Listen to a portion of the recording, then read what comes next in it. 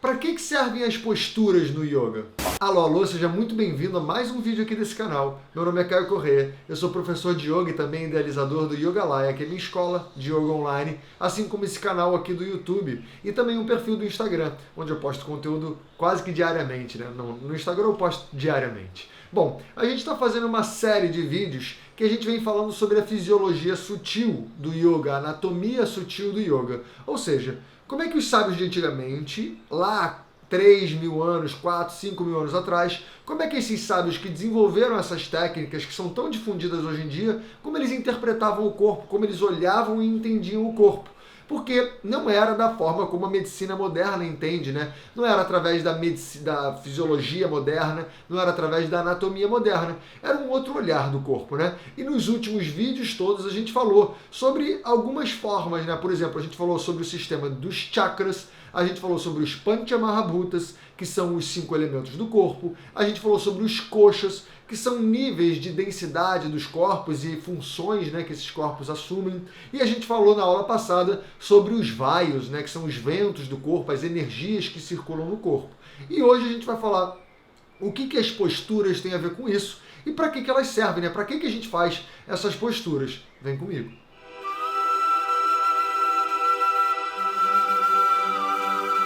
Bom, como eu acho que a maioria de vocês sabe e pode perceber, né, a prática das posturas, o que a gente chama de asanas, né, hoje em dia é o que ficou muito difundido como uma prática de yoga, né? Ou seja, as pessoas falam, você pratica yoga? E a gente sabe que ela está perguntando, você pratica as posturas? Né? Porque, na verdade, se a gente for estudar dentro da tradição, uma prática de yoga ela vai para muito além das posturas, né? Mas as posturas acabou sendo o que se difundiu, que ficou gigante, né, no mundo inteiro, e eu sou muito grato por isso, porque foi o que fez o yoga chegar no Ocidente, o yoga chegar em tantas pessoas, e provavelmente é por isso que você também está aqui, né? Porque você conheceu o yoga através das posturas, tá? Mas para que elas servem?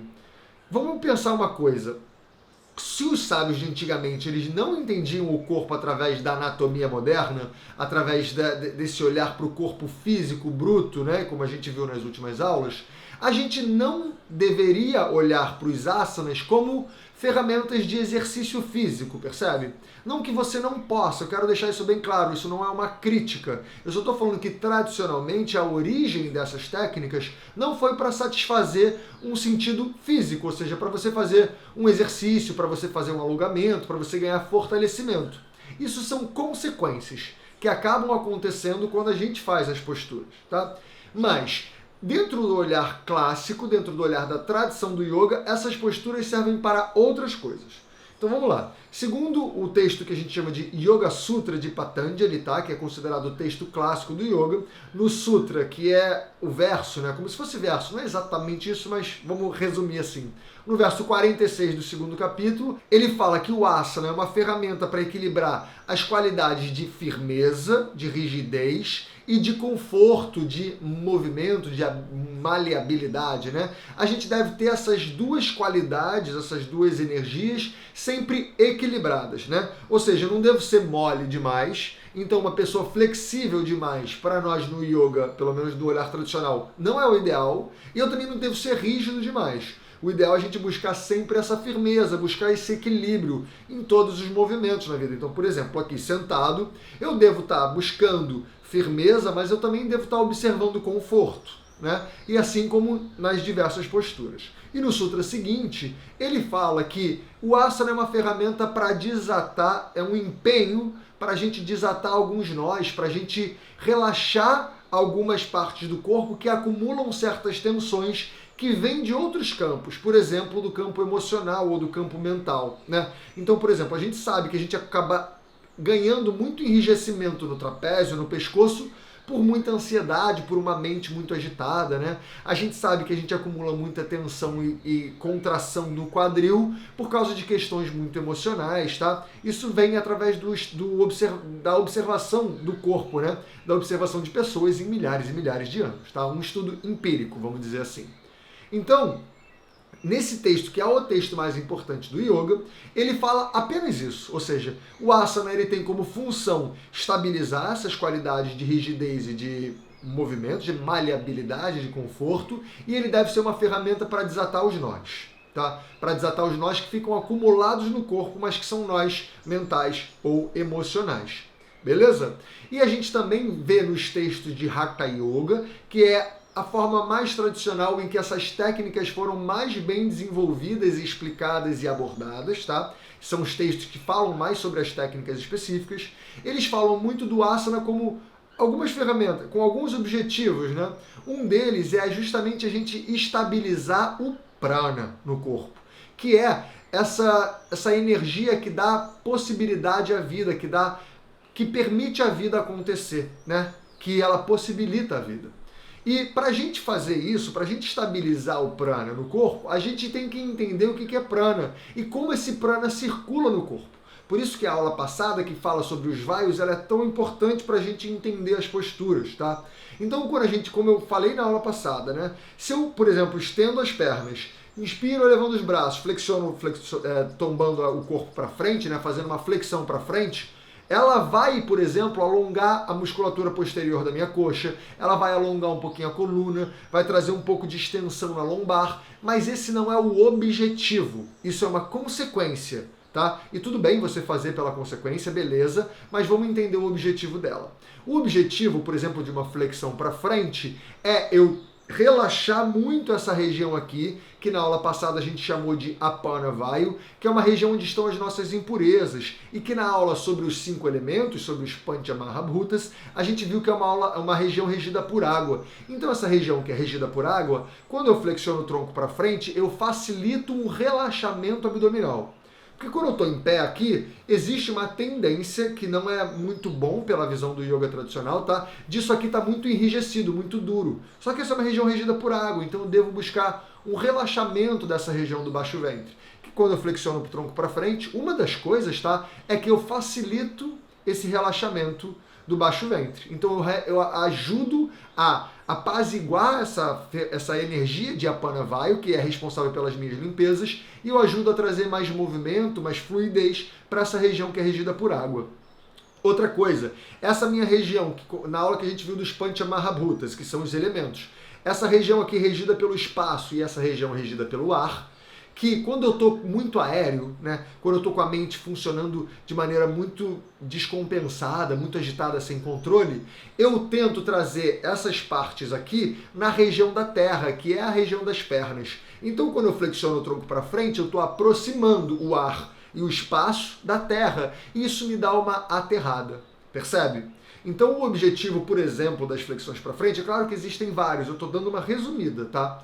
É eu apaziguar essa região do baixo ventre, eu trazer mais fluidez para essa região de água, para que eu facilite as minhas eliminações, para que eu facilite os meus processos de purificação e de limpeza, e também me ajuda a dar uma aterrada, me ajuda a levar esse espaço e esse vento, essas coisas de muito movimento, para a região de terra, e isso me dá uma estabilizada, percebe?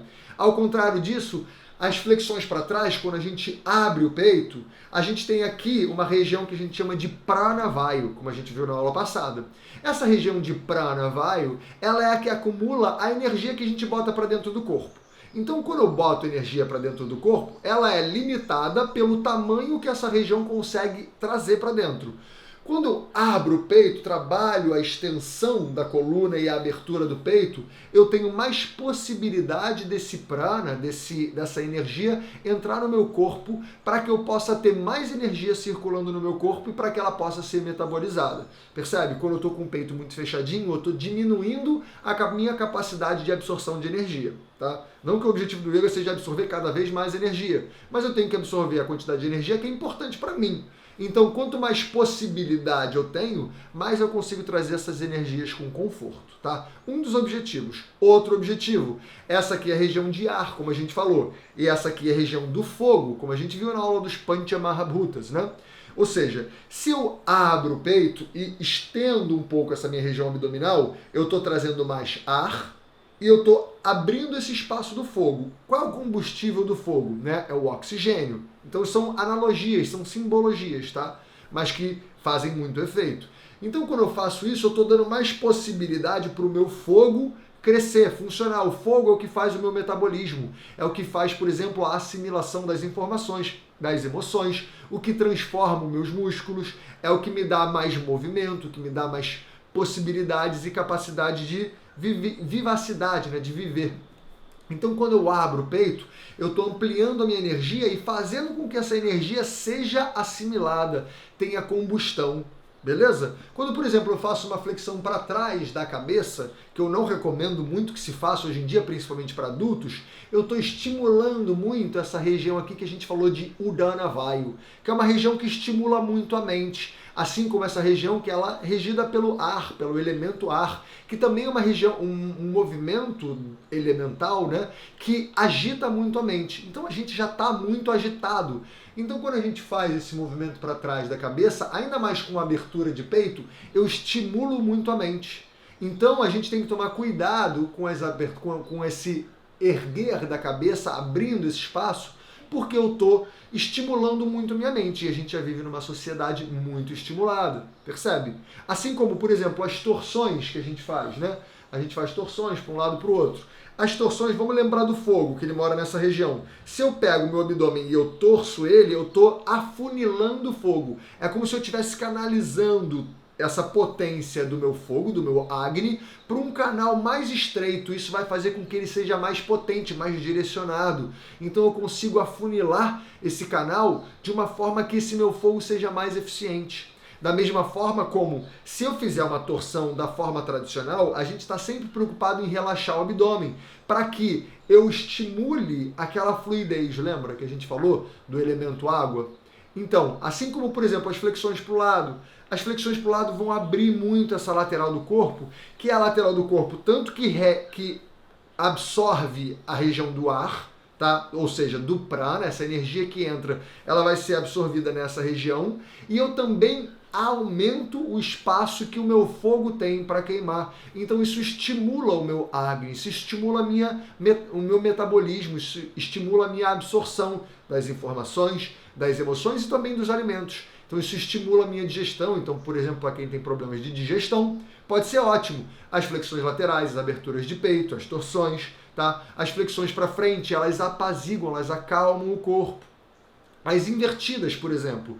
Vamos pensar nas invertidas. Imagina que o fogo está aqui, né? E o fogo sempre queima para cima, tá? Isso é uma coisa que a gente sabe, observando. Mesmo que eu pegue uma tocha e vire para baixo, o fogo continua queimando para cima. E quando a gente faz uma invertida, é isso que acontece. O fogo que está normalmente nessa região e que está sempre trazendo metabolismo para essa região do peito, que é a região de prana, vayu, né? Que vai trazer a minha energia vital. Quando eu inverto o fluxo, o sentido do meu corpo, esse fogo ele vai passar a queimar o que está aqui embaixo, no sistema dos vaios. Está meu apana vayu, que é onde estão as minhas impurezas. Então olha que lindo. Quando a gente faz uma invertida, além de, claro, eu estou invertendo o fluxo sanguíneo, eu estou diminuindo a pressão dos pés, tudo isso é da anatomia moderna, percebe? Mas pela fisiologia do yoga, eu estou direcionando o meu fogo para as minhas impurezas, então eu estou queimando as minhas impurezas. Olha que lindo. Eu estou tirando, às vezes quando eu estou muito aterrado, né, uma pessoa que é muito presa, muito dura e está precisando dar uma movimentada, está precisando tirar um pouco desse elemento terra, ela faz uma invertida, essa terra tende a descer na direção que é de mais fluidez, que é de fogo, que é de ar. Então isso diminui muito, às vezes, esse aterramento. Quando você está, às vezes, muito preso numa ideia fixa, você está muito apegado, você está muito aterrado, se você fizer uma invertida, né, que não precisa ser uma invertida sobre a cabeça, só, por exemplo, você deitar, às vezes eleva as pernas, ou usando o auxílio de uma parede, de alguma almofada, você levanta também o quadril, você está invertendo o fluxo desse fogo e ele vai passar a queimar suas impurezas, vai facilitar você diminuir o seu aterramento.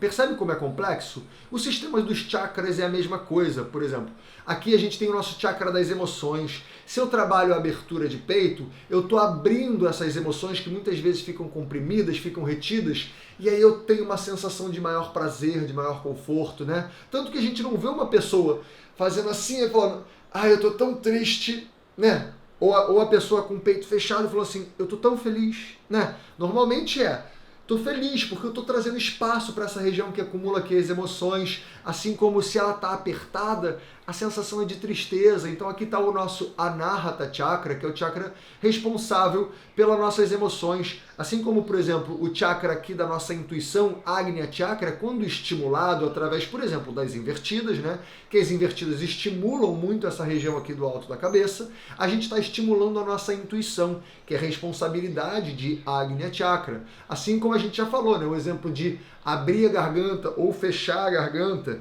Aqui tem o Vishuddhi Chakra, que é o chakra da nossa comunicação, né? Então, se eu tô, por exemplo, muito tímido e tô precisando fazer uma palestra, né? E eu tô muito tímido, eu tô meio inseguro, eu fizer alguns movimentos de abertura desse chakra aqui, isso vai me trazer maior capacidade de comunicação. Assim como se eu sinto que eu tô muito, vamos dizer, extrovertido e o ambiente pede um pouco mais de introversão, eu fazer essa contração do queixo, isso vai me trazer esse lugar de introversão maior. Percebe? Então, quando a gente entende todos esses sistemas que eu trouxe para vocês nas últimas aulas, a gente consegue entender melhor para que a gente usa os asanas. Porque os asanas, sendo muito sincero, eles não são a melhor ferramenta de atividade física. Se você quiser fazer atividade física, existem atividades físicas muito mais assertivas, muito mais certeiras. Os asanas, eles podem ser bons, claro, mas sempre lembrando que eles têm uma atuação no campo sutil, nesse campo energético, muito mais eficiente do que uma simples atividade física. Até porque a gente está olhando para a respiração sempre deve estar sendo levada em consideração nessa abordagem dos asanas. Deu para entender? E outra coisa que é muito importante é, sempre quando a gente vai fazer uma prática de asana, agora que vocês já sabem isso, vocês já viram esse vídeo e viram todos os outros, se você ainda não viu, veja os últimos vídeos, você sabe para que esses asanas funcionam. Então, quando você for pensar na sua prática de posturas dos asanas, você leva isso em consideração. E aí você, por exemplo, você acorda de manhã e pensa, cara, tô me sentindo meio com o peito fechado aqui, tô precisando dar uma estimulada e ao mesmo tempo tô com constipação, não consigo ir no banheiro desde ontem. O que eu posso fazer? Então, por exemplo, se eu tô com o peito fechado, eu tenho que fazer algumas aberturas de peito. Se eu preciso ativar minha comunicação, eu posso também abrir a garganta. E se eu quero relaxar essa minha região de eliminação, de Apanavayu, das impurezas, eu posso fazer algumas flexões para frente para relaxar o meu abdômen. Percebe como o pensamento da prática é outro? Eu não passo a pensar na prática como vou fazer uma prática para alongar as minhas pernas, para fortalecer os braços, para fortalecer os ombros, para trazer mais alongamento ou para trazer mais força. Eu penso na energia.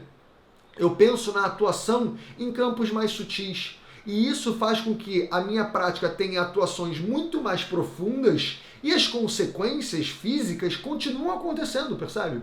Eu continuo ganhando alongamento, eu continuo ganhando fortalecimento, eu continuo ganhando maleabilidade e mobilidade. Porém, eu estou entendendo o porquê das técnicas e eu estou utilizando essas técnicas para lugares muito mais profundos do que simplesmente o corpo físico.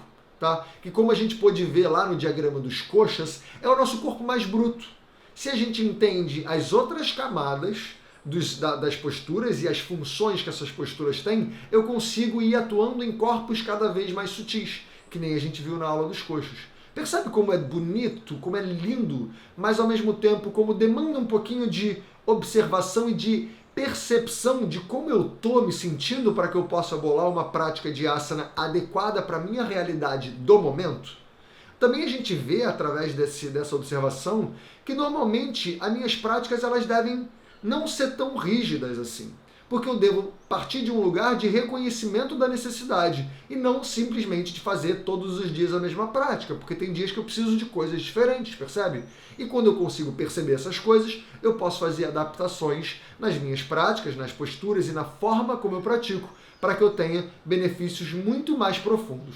Beleza? Bom, sei que essa é uma aula mais densa, né? Tem muitos conceitos aqui que eu estou unindo, então caso você tenha que rever esse vídeo e rever os outros vídeos para que tudo isso aqui faça sentido, faz isso que eu te garanto que vai valer a pena. Isso vai transformar a sua forma de entender as posturas e a forma de você pensar na sua prática. Isso muda tudo, muda o jogo. Beleza? Todo esse conteúdo eu passo de maneira muito mais aprofundada na minha escola, né? É claro que aqui é um vídeo do YouTube e eu estou trazendo uma introdução disso. Mas na minha escola online, que é o Yogalaya, e que o link está aqui para você, a gente aprofunda muito mais nesses conceitos e eu trago, além do estudo teórico, as práticas com esse olhar, né? O olhar das práticas que eu tento trazer na minha escola é muito mais sobre essas sensações, sobre essas observações que a gente tem no corpo. E os resultados físicos, eles vão acontecer também. Mas a gente vai muito mais profundo. E a gente pode aprofundar dentro da minha escola, em que as aulas são ao vivo. Elas ficam também gravadas, então todo mundo pode ver as aulas a qualquer momento, em qualquer lugar, e como for necessário para você, tá? Mas se você entrar ao vivo comigo, eu consigo ver você, trazer correções, você pode me fazer perguntas, e a gente vai tendo essa interação de maneira muito presente, beleza? E além disso, aqui no YouTube, todas as quartas e sexta-feira, sempre às 9 da manhã, sai um vídeo novo, tá? Então fica ligado, quarta, sexta-feira, às 9 da manhã, sai um conteúdo novo aqui para você. E se você quiser ver um conteúdo diário, lá no meu perfil do Instagram, que está aqui, @yogalai_, eu posto conteúdo novo todos os dias. E que isso vai poder te trazer pílulazinhas, né, de conhecimento do yoga todo dia, o que faz com que a assimilação seja mais confortável, mais tranquila. Beleza pura? Além disso, se você gostou desse vídeo, aproveita para deixar o like, seguir o canal e ativar o sininho, assim você não vai perder nenhuma das novidades que a gente lançar por aqui. Beleza? Muito obrigado. Se você quiser ver esses vídeos de novo, isso tá como uma playlist aqui no canal também, tá? Uma playlist que se chama Fisiologia Sutil do Yoga. Você pode compartilhar essa playlist com qualquer pessoa e se você achar que esse vídeo pode beneficiar alguém, compartilha. Beleza? A gente se vê no próximo, ou lá na escola ou no Instagram. Tchau, tchau.